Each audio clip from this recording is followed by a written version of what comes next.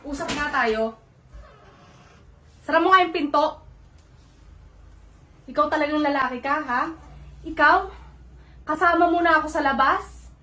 Tumitingin ka pa rin sa ibang babae. Ano ba ako? Statwa ba ako? Bato ba ako? Wala ba akong pakiramdam? Hindi ba ako nasasaktan? Kasama mo na ako. Tumitingin ka pa sa ibang babae. Ikaw lagi mong ginagawa sa akin yan. Nagpapasensya na lang ako sa'yo. Pero ikaw, paulit-ulit na tumitingin sa ibang babae. Hindi mo naisip nararamdaman ko. Lagi kang ganyan. Ha? Lagi kang ganyan. Hindi mo naisip yung nararamdaman ko. Iniisip mo na sarili mo. Basta makatingin mo sa iba, makatingin ka sa iba. Hindi mo alam nagsiselos na ako. Porkit mas malaki yung ano niya, aanuhin mo. Ikaw talaga? Ganyan ka palagi.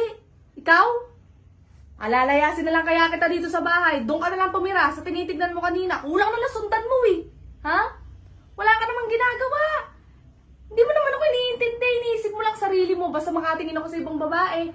Basta makaano ako. Okay na yon. Hindi mo iniisip yung nararamdaman ng asawa mo. Basta ikaw, tingin ka lang ng tingin. Lagi kang ganyan, ha? Lagi kang ganyan eh. Porkit mas maputi. Porkit mas malaking ano.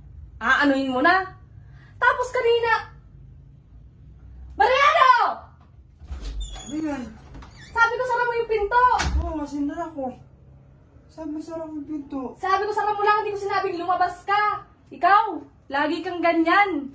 Ha? Ginagawa mo sa akin lagi yan pag lumalabas tayo, pag nagde-date tayo, hindi mo naiisip yung nararamdaman ko. Lagi mo, nahihirapan na ako. Tinitiis na lang kita. Lagi kang ganyan, hindi mo ni... Tapos asa na naman yon? Mariano! Ano yan? Ano ba? Sabi ko, isara mo lang yung pinto, hindi ko sinabing lumabas ka. Parang kang ano, katak ako ng katak dito, wala ka namang ano, ligpit mo na nga